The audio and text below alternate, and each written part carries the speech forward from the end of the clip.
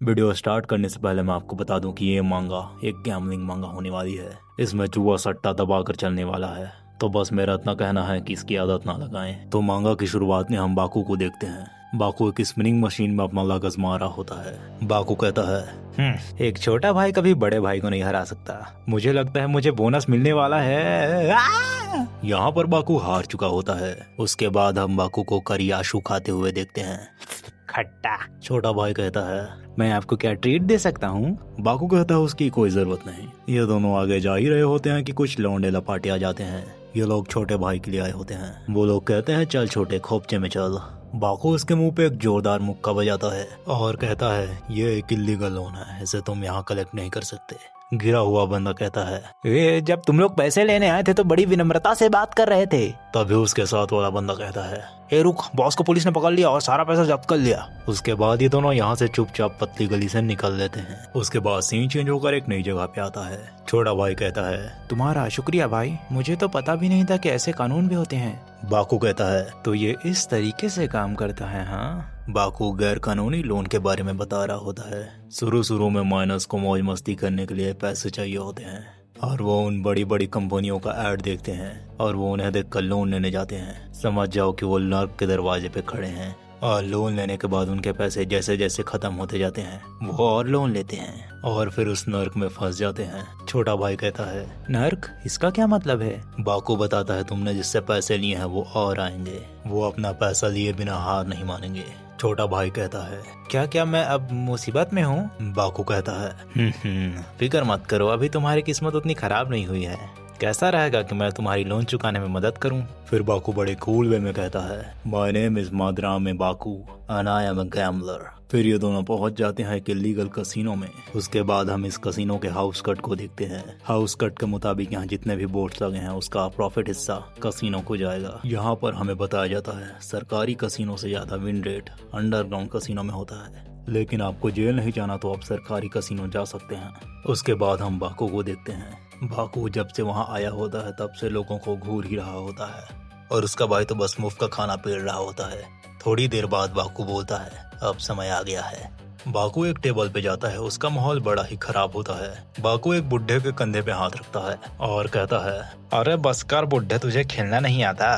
बुढ़ा कहता है, अरे तुमसे शराब की बदबू आ रही है। एक साइड में बैठा हुआ आदमी कहता है, बहुत हिम्मत है बच्चे, है ना? ठीक है, तो हमें बताइए कि खेलना कैसे है। बाकू अपना गेम शुरू करता है, लेकिन उससे पहले मैं बाकू के खेलने का अंदाज बता देता हूँ। बाकू के खेलने का अंदाज कुछ ऐसा है। मान लिया जाए स्पिन होते ही 10 आया, वो उस 10 को छोड़कर बाकी के 37 पैकेट में अपना पैसा लगा देगा और जैसे ही एक और नंबर आया उसे छोड़कर बाकी सब में पैसा, और यही कंटिन्यू करता रहता है। बाकू 00 को छोड़कर सब में पैसा लगा देता है।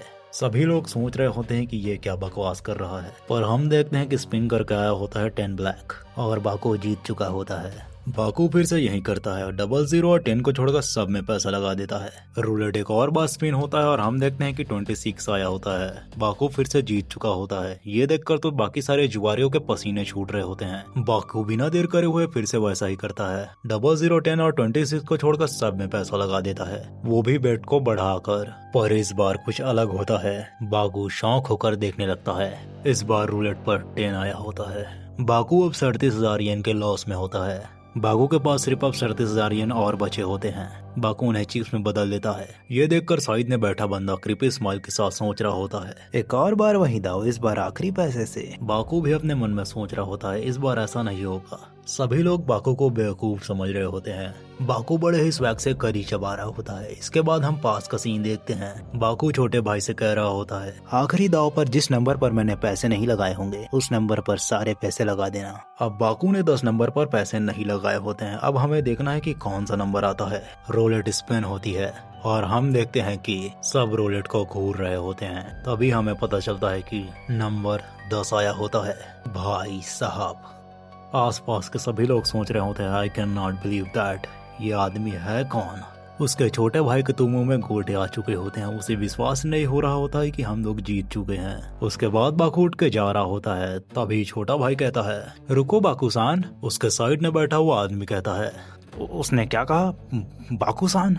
ये नाम सुनते ही कुछ लोग बाकू के सिर पे बंदूक तान देते हैं। ये लोग कह रहे होते हैं कि हमने एक अफवाह सुनी थी एक शहर में आधे साल पहले एक खेल होता था। ये एक जुआरियों के क्लब द्वारा किया जाता था। इसमें सिर्फ बड़े दिक्कत ही खेल पाते थे। काके रोई रशियन रूलेटर का कुछ ऐसा गेम जिस पर आप अपने सर पे बंदूक तानते हैं। अगर मुझे ठीक से याद है तो उसका नाम उशोगोई दी लाई रीडर था। चैप्टर 2। बाकू छोटे से कहता है, क्या तुम सारा लोन चुकाने वाले हो? छोटा भाई कहता है, हाँ मैं अपना सारा लोन चुकाने वाला हूँ। वैसे तो मैं ये आधा हिस्सा डिजर्व नहीं करता, पर तुमने फिर भी मुझे दिया, शुक्रिया बाकू। बाकू उससे कहता है तुम अभी भी नहीं समझे ना, एक शिकार अगर शिकारी के बारे में नहीं जानेगा तो वो खाया जाएगा। मैं ये कह रहा हूँ कि जो लोग आसपास के बारे में नहीं जानते वो चारा है, वो खा लिए ही जाएंगे। बाकू ने जो ये लाइन बोली है वो काफी हद तक सच है। उसके बाद छोटे अपना कर्ज चुकाने जाता है। सामने बैठा हुआ इंसान एक वकील होता है। वकील साहब कहते हैं, मिस्टर तात्सुजी जी, आपने 1.5 लाख येन उधार लिए थे 29% ब्याज दर पर, और आप साल के 12% ब्याज चुका रहे थे, तो इन 5 सालों में आपका लोन बनता है 8 लाख येन। यह सुनकर छोटे की आंखें बाहर आ जाती है। छोटे कहता है, क्या आप सीरियस हैं? तात्सुजी बेचारा उस वकील के सामने कुछ बोल नहीं पाता और चुपचाप वहाँ से चला जाता है। उसके बाद अपना तात्सुजी बाकू के पास जाता है और वहाँ जाकर अपने रोना धोना चालू करता है। तात्सुजी कहता है, ये सब अब आप ही ठीक कर सकते हैं। बाकू उसे तोइची के बारे में बताता है। तोइची दिखाता है कि बिजनेस टोक्यो में रजिस्टर्ड है या नहीं, और नए नए जो बिजनेस होते हैं वो बड़े हरामी होते हैं। तात्सुजा बाकू की बातों से इम्प्रेस हो जाता है और बाकू की तरह बनना चाहता है। बाकू कहता है, लेकिन नए लोन सार का कोई सपोर्टर है या नहीं, इसकी संभावना याकुजा। कहाँ गया ये? उसके बाद के सीन में हमें नए बंदे को दिखाया जाता है।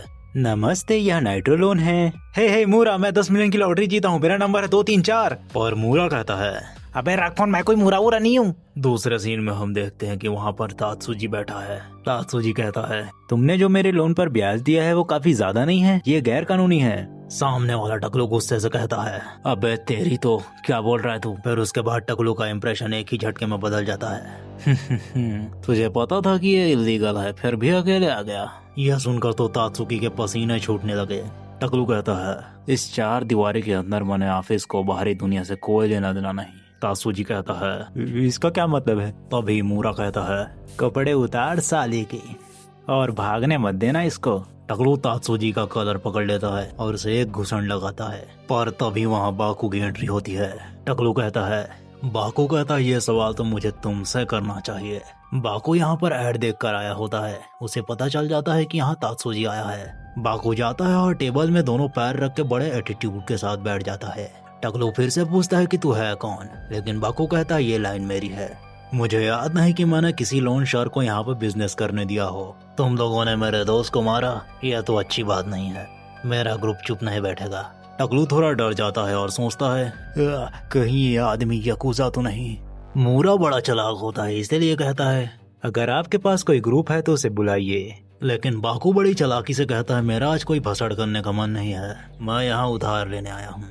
टकलू कहता है, मेरा यहाँ बिजनेस रेट 30% है रोज का। बाकू कहता है, दादाजी आप मजाक बड़ा अच्छा कर लेते हैं, मुझे 3 मिलियन चाहिए। और 3 मिलियन वाली बात सुन के ये दोनों शॉक हो जाते हैं। टकलू कहता है, मैं दादाजी नहीं हूँ कमीने, मैं सिर्फ 20 साल का हूँ। टकलू ये कहकर साफ मना कर देता है, मैं हर साल 1 लाख येन का बिजनेस करता हूँ, मैं तुम्हें 3 मिलियन नहीं दे सकता। बाकू अपने जेब से कुछ कूपन और टिकट्स निकालता है और कहता है, मैं ये तुम्हें कलेक्टरल के बदले दे रहा हूँ। ये देखकर तो तात्सुकी का मुंह खुला का खुला ही रह जाता है। मैं तुम्हें यहाँ की थोड़ी सिचुएशन समझाने की कोशिश करता हूँ। बाकू यहाँ पे एक तुक्का गेम खेल रहा होता है। बाकू के पास कोई याकुजा का सपोर्ट नहीं होता, लेकिन वो उनकी बातों से कंफर्म करने की कोशिश कर रहा है कि कहीं इनके पास तो याकुजा का सपोर्ट नहीं। और ये सेम प्रॉब्लम टकलू और मूरा के साथ भी है। और तात्सुजी तो अपने मन में ही सोच रहा होता है, अगर इन्हें पता चल गया तो हमारी तो खैर नहीं, हमें तो तेल में तला जाएगा। तभी हम देखते हैं कि मोरा स्माइल कर रहा होता है और ये बात तात्सुजी भी नोटिस कर लेता है। मोरा मेज में रखे फोन की तरफ बढ़ रहा होता है। मोरा फोन की तरफ हाथ बढ़ाता है और ये देखकर तो तात्सुजी की समझ जाओ गाइस। लेकिन हम देखते हैं कि मोरा चाबी उठाता है और लॉकर से पैसे निकाल कर टेबल पे रख देता है। फिर तात्सुजी और बाकू पैसे लेकर टाटा बाय बाय बोल के निकल लेते हैं। जाते जाते बाकू कहता है, तेरी ये दुकान कल से यहाँ दिखनी नहीं चाहिए। तात्सुजी को तो यकीन ही नहीं हो रहा था कि उन्होंने पैसे ऐसे कैसे दे दिए। तभी बाकू कहता है ये लोग शिकार हैं जो छोटे छोटे चारों को देखकर फंस गए हैं। इसके बाद हमें मोरा और टकलू को दिखाया जाता है जो ठहाके मार मार के हंस रहे होते हैं। मोरा कह रहा होता है हा हा हा, कितना बेवकूफ है साला, उसने जो टिकट दिया था उसका नंबर 234 है और उसकी जीत की रकम 10 मिलियन है। लेकिन मोरा जब टिकट काउंटर पर अपनी टिकट देता है तो काउंटर पर बैठा आदमी कहता है अरे लड़कों, जीत का नंबर 85 है। यह सुनकर तो मोरा और टकलू के चेहरे देखने लायक थे। उसके बाद हमें बाकू को दिखाया जाता है। अपना बाकू मस्त करियासू खा रहा होता है और बस यही चैप्टर 2 खत्म हो जाता है। अगर तुम लोग इस मांगा पे अच्छा सपोर्ट दिखाते हो तो मैं इस मांगा को जरूर कंटिन्यू रखूंगा। तो मिलते हैं किसी नेक्स्ट मांगा में, तब तक के लिए बाय बाय।